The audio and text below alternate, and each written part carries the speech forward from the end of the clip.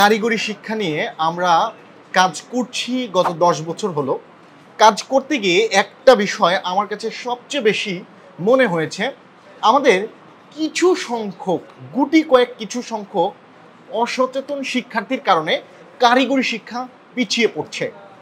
আমাদের কিছু সংখ্যক শিক্ষার্থী সবসময় কিছু নেগেটিভ বার্তা পৌঁছাচ্ছে নতুন প্রজন্মের কাছে, ফলে কারিগরি শিক্ষা তার সংকট থেকে বের হয়ে আসতে পারছে না।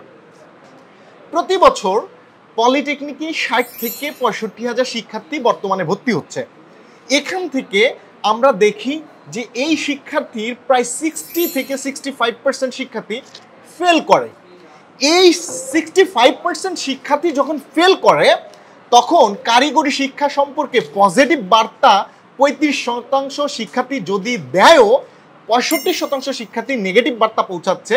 অর্থাৎ কারিগরি শিক্ষার্থীদের ভিতর থেকেই সংখ্যাগরিষ্ঠ মানুষ এই শিক্ষার বিপক্ষে। এর একটা বড় রিজন, এর একটি বড় কারণ, সেটা হচ্ছে এই শিক্ষার্থী ফেল করলো এবং নেগেটিভ হয়ে গেল। কিন্তু ফেল করলো কেন? আমরা কিছু নেগেটিভ ইনফরমেশন সোসাইটিতে স্প্রেড করে দিই, আমাদের জুনিয়র্সদের কাছে পৌঁছে দিই যে পলিটেকনিকে এক রাতে পড়লে নাকি খুব ভালো করে ফেলা যায়, কিন্তু প্লাস পায় মাত্র 18 জন, 100 জন, কোনো সেমিস্টারে সর্বোচ্চ 150 জন। এতই যদি সহজ হয়, তাহলে ভুরি ভুরি কেন এ প্লাস পাই না?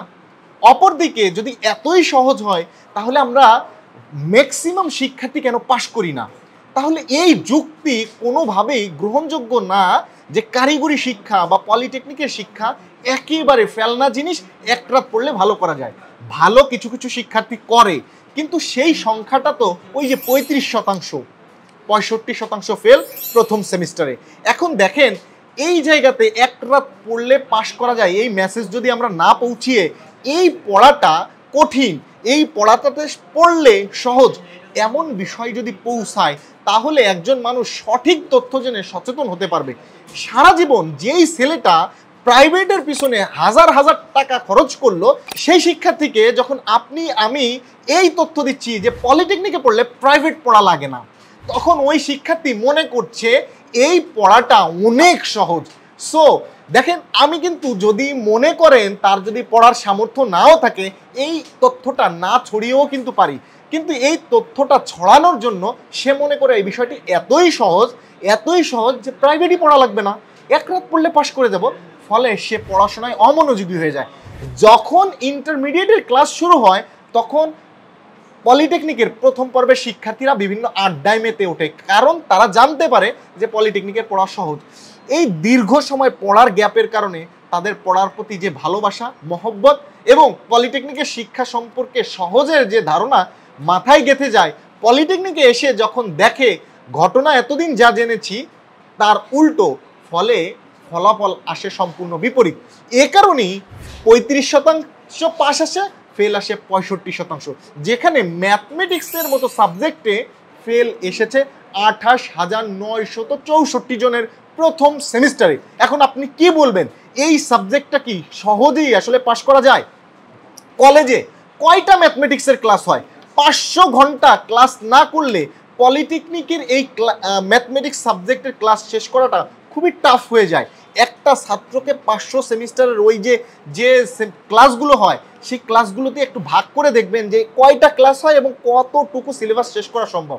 এই জন্য যে সকল শিক্ষার্থীরা এখন প্রথম সেমিস্টারে পড়ছো, তারা সচেতন হয়ে পড়াশোনা শুরু করো।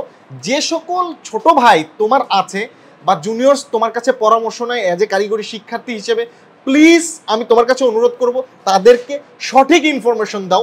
এমন কোনো ইনফরমেশন দিও না যে ইনফরমেশনের কারণে আত্মঘাতী সিদ্ধান্ত হয়ে যায়।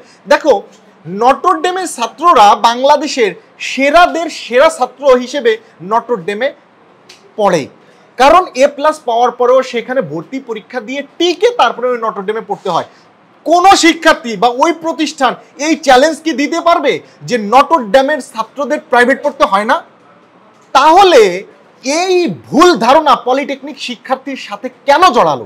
হ্যাঁ, পলিটেকনিকের শিক্ষকরা যদি প্রাইভেট পড়ায়, সেখানে এক ধরনের বাণিজ্য হতে পারে, সেখানে এক ধরনের নেতিবাচক ধারণা তৈরি হতে পারে। সো এই নেতিবাচকতাকে আমরা না বলতে পারি, কিন্তু একজন মানুষ যদি দুর্বল হয়, তার জ্ঞান অর্জনের আলাদা মাধ্যমকে আমরা না বলতে পারি না। সো এই জায়গাগুলো সম্পর্কে আমাদের সচেতন হওয়া দরকার। এখানে আবার এই ধারণা নেওয়ারও কোনো কারণ নাই যে সফটম্যাক্সে পড়তে হবে, সফটম্যাক্সে পড়ার কথা বলছে। ভাই সফটম্যাক্সে কয়জন পড়বে? এখানে সফটম্যাক্সে পড়া জরুরি না। কারিগরি শিক্ষায় 65% ফেল হয়েছে, এই ফেলটা দূর হওয়া জরুরি। সো আমি আপনি কারিগরি শিক্ষাকে এগিয়ে নিতে চাই, সেই ধারণা থেকেই এই কথাটি বলা। বহুদিন বলতে গিয়েও বলিনি, কিন্তু প্রত্যেকবার এই একই দুর্দশা দেখে এবার বলেই ফেললাম। সো আপনি আপনার ছোট ভাইকে সচেতন করুন। আমাদের যে সকল নেগেটিভ তথ্য দ্বারা আমাদের কারিগরি শিক্ষায় ক্ষতি হয়, সেই সকল নেগেটিভ তথ্যকে আমরা রোধ করি।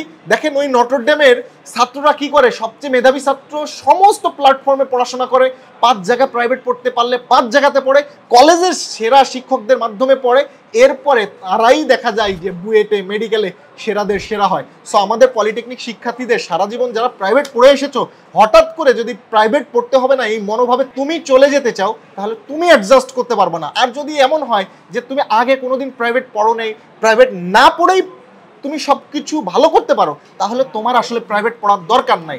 কিন্তু তুমি আগে প্রাইভেটের পেছনে হাজার হাজার টাকা খরচ করেছো, প্রাইভেটের মাধ্যমে বুঝতে হয়েছে, তাহলে তুমি হঠাৎ করে নেগেটিভ মোটিভেশন কারো কাছ থেকে নিও না। এটা আমি নেগেটিভ বলছি এ কারণে, কারণ 28,000 ছাত্র শুধুমাত্র ম্যাথমেটিক্সে ফেল করেছে। সো সচেতন হও। সচেতন হওয়ার জন্য তোমার অনেক তথ্য জানা জরুরি। আর তথ্য জানতে অথবা সফটম্যাক্স অনলাইন স্কুলের মাধ্যমে তুমি যদি কোনো ধরনের তথ্যগত সেবা নিতে চাও বা কোর্স সংক্রান্ত তথ্য জানতে চাও, তাহলে এই যে স্ক্রিনে যে নাম্বারটি আছে এই নাম্বারে কল করতে পারো অথবা মেসেজ দিতে পারো হোয়াটসঅ্যাপে। তাহলে আমাদের প্রতিনিধি টিম তোমাকে তথ্য দিয়ে এবং কিভাবে তুমি ভালো রেজাল্ট করতে পারো সেই বিষয়ে আরও বুঝাবে। আরেকটা কথা বলে রাখি, প্রাইভেট পড়তে হয় না, কিন্তু এই 60,000 শিক্ষার্থীর ভিতর থেকে মাত্র 18 জন শিক্ষার্থী এ প্লাস পেয়েছে। কারণ এইখানে এ প্লাস পাওয়া শিক্ষার্থীরা পলিটেকনিকে ভর্তি হচ্ছে, কিন্তু তারা এ প্লাস পাচ্ছে না একটাই কারণে, কারণ ওই যে গা ছেড়ে দেয়, সহজ মনে করে। আর সহজ যদি কোনো কিছু মনে করা হয়, সেই জিনিস সহজ হলেও কঠিন হয়ে যায়।